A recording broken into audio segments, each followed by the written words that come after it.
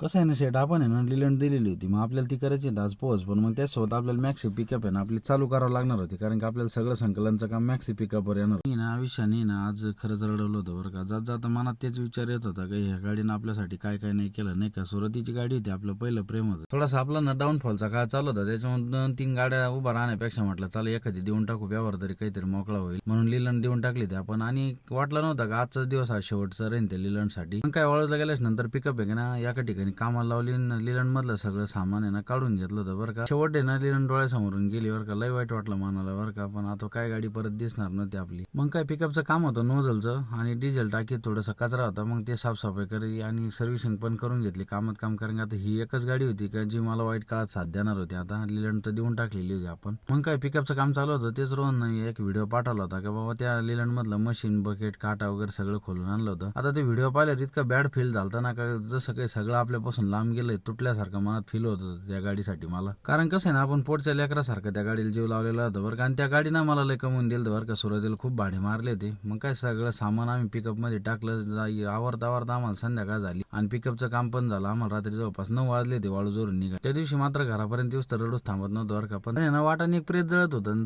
त्याच्याकडे पाहिलं एक मनात विचार आला का काही सगळं काही नाशवंत आहे, कधी कधी जायचंच आपल्याला वरती, त्याच्यामुळे टेन्शन घेण्यात मजा नाही. मग उगाला दुसरा दिवस बरं का परत जोश मध्ये कामाला लागलो. म्हटलं साईनात हारून बसण्यात मजा नाही, टेन्शन घेण्यात मजा नाही, होईल सगळं काही परत आपण करू. आणि कसं राहतं ना, ज्यांना शून्यातून सुरुवात केलेली ना त्याला काय हारण्याची भीती राहत नाही बरं का. अजून पण भरपूर काही गोष्टी आपण करू शकतो. त्याच्यामुळं कसं राहतं या डाऊनफॉल का त्यांना माणूस डिप्रेशन मध्ये जाणं, शेवटी मनाना खासला म्हणजे तो माणूस संपला. मग काय प्लांटचं काम काजावरलं फरसाना आणायला सांगितलं, मग नाश्ता वगैरे केला. आपल्याला ना आज टाकी विकी धुवायची टाकाटाक मध्ये. आपल्याला ना मदतीला भैया शेट आणि मुका शेट पण आलेले होते बरं का. त्याच्यामुळे काय रविवार होता आज, त्यांना सुट्टी होती तशीच मग आलती इकडे मदतीला थोडेफार आपल्याला. आणि कसं आहे ना क्लिनिंग लिक्विड संपलं तर मग निर्म्यानं काम दाखवावं लागणार होतं आज. मग मुका शेट निरमा घेऊन आला, निरमा वगैरे कालवला मस्त पैकी बकेटीत. मग काय त्याच्यानंतर तुमच्या भावाला टाकीत उतरायचं होतं क्लिनिंग करण्यासाठी बरं का. मग तुमचा भाऊ ना टाकीत उतरला.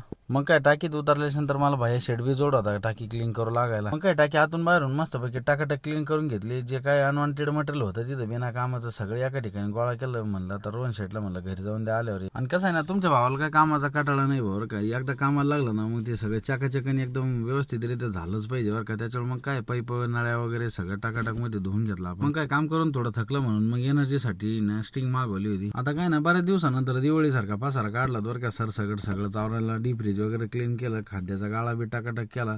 आणि मग म्हटलं आता तेवढ्या वेळात आहे ना बिल आहे ना प्रिंटिंग करायला चालू करून देऊ बरं का. मग काय रोहन सर येताना घरून जेवणाचा डबा घेऊन आलते बरं का. म्हटलं आधी ना आता कोयता मारू मग बाकीचे कामं बरं का. मग त्याच्यानंतर जे काय तिथं एवढा पसारा काढलेला होता ते सगळा पिकअप मध्ये भरला आणि मग रोहन सर घरी घेऊन जाणार होते पसारा. मग काय म्हटलं आता रोहन सरला पसारा टाकून येऊस तर बिल वगैरे आलेले होते. मग बिलाची कटिंग केली वगैरे, हिशोब वगैरे सगळं करून ठेवू म्हणलं तर हाय निवांत वेळ. आता उद्या परवा तसं बी पेमेंट सोडायचंच आपल्याला. मग काय त्याच्यानंतर शटर लावलं, नंतर आपल्याला जायचं होतं गंगापूरला. रोहन सरला म्हणलं चला आता हाय थोडा वेळ तर निवांत मध्ये नाही का, पण लय बोर झालं म्हणलं थोडा आराम करावा. महत्वच काय माहिती का, माणूस आहे मानसिक त्रासामुळे जास्त थकतो बरं का. शारीरिक कामामुळे काय एवढं वाटत नाही. मग आपण आलो होतो गंगापूरला. मग काय महालक्ष्मी टायरवाल्याकडे आपलं कायमचं येणं जाणार होतं बरं का. मग त्याच दुकानात आपण आलो होतो. आपल्याला ना पिकअपचं एक साईडचं टायर घ्यायचं होतं बरं का. मग काय टायर घेतलं आणि बिल घेऊन येणार निघालो होतो आपण परत. आणि कसं आहे ना आता संध्याकाळ होत आली, थोडासा वेळ राहिला होता म्हणलं आता टपकन घरी जाऊन. मग काय प्लांटर आलो आणि पिकअपचं आहे ना टायर खोललं आणि गेलो सागर भोकडी घेऊन. नाही मग काय सागर भोकड आलं, सागर भाऊला म्हणलं अर्जंट मध्ये ना आपल्याला ना टायर बदलून द्या बरं का. मग सागर भाऊ लगेच कामाला लागले आणि टायर बदलून दिलं आपलं. मग काय सागर भाऊन टायर आणलं, लगेच टपकन पिकअपला फिट केलं आणि मग आपण निघलो होतो घरी. कारण वातावरणात जरा जास्तच बदल झाला होता आज. आणि घरी आलो होतो मोकार वादळ चालू होतं बरं का. बाबळीन झाडं इतके हालत होते म्हणलं आता पडते काय काय भाऊ आज.